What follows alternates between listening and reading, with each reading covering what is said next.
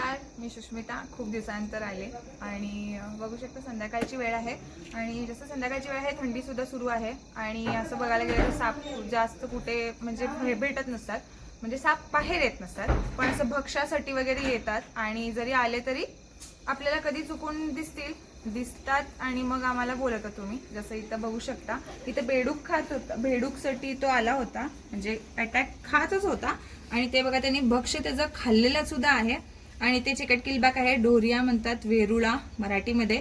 आणि इथं लोक बघू शकता तुम्ही, घाबरून त्यांनी आत गेलेत आणि त्यांनी असं म्हणतात घाबरलं की इंटरेस्ट सुद्धा जातं आणि तो चाललाय म्हणून मी त्याला पकडते, नाहीतर ते त्या साईडला जाईल. हे बघा, आणि जसं मी तुम्हाला म्हटलं की हा रेडीच असतो तोंड ओपन करून, आणि जर मी त्याच्या फक्त शेपटीला पकडलं ना तो गिरकी मारून चावायला येतो आणि मी असं त्याला पकडते, मला सुद्धा चावू शकतो. हे बघा, पिंक कलर आहे आणि असं बघायला गेलं तर खूप रागिष्ट असतो आणि तोंड ओपन करून चावायलाच येत असतो कधी पण. आणि सॉरी, मी शूज सुद्धा नाही घातले कारण मी डायरेक्ट ऑफिसवरून इकडे आले. मी जर शेपटीला पकडलं फक्त तर तो अटॅक म्हणजे शेपटी अशी गिरकी मारून गोल गोल फिरून त्याची शेपूट कट करून घेण्याची संभावना असते. आणि हे घाण वास सुद्धा सोडतं गुदातून, म्हणजे खूप घाणेरडी वास येते ह्याची, खूप म्हणजे खूप घाण. आणि त्याचं तोंड बघू शकता, हा बेडूक खाल्लेला आहे, इथं तुम्ही मध्ये बघू शकता.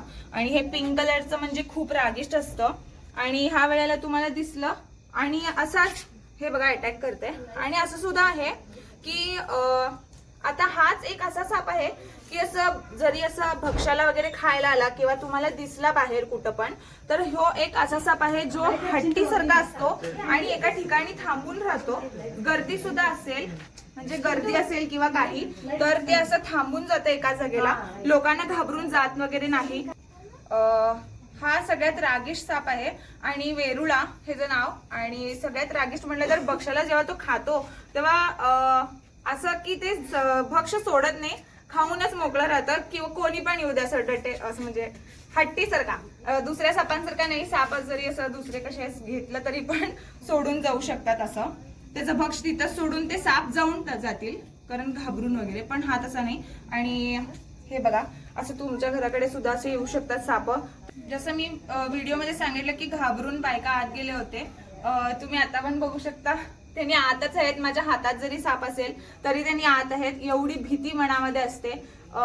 भीती राहावी सापाबद्दल, पण सगळ्या सापाबद्दल किंवा असं भीती राहावी असं म्हणत नाहीये. जर आम्हाला सगळी माहिती असेल तर घाबरायची गरज नाहीये. तुम्हाला मी जवळून दाखवण्याचा प्रयत्न करते.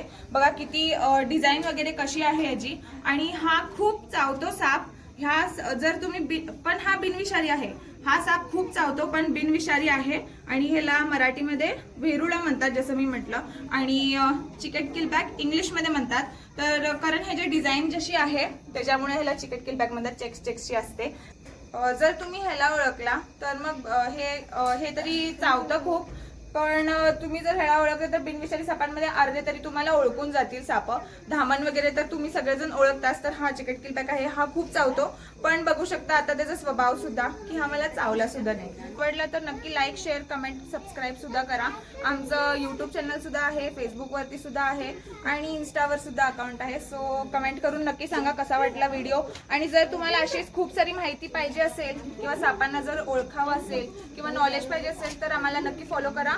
आणि प्लीज कमेंट आणि लाईक करायला विसरू नका, कारण खूप सारे लोक व्हिडिओज बघतायत, तुम्हाला आवडतं सुद्धा, व्हिडिओज बघतायत सुद्धा, पण शेअर आणि तुमचं रिव्ह्यू देत नाहीये. सो जर असं तुमची आम्हाला हेल्प मिळून जाईल तर धन्यवाद.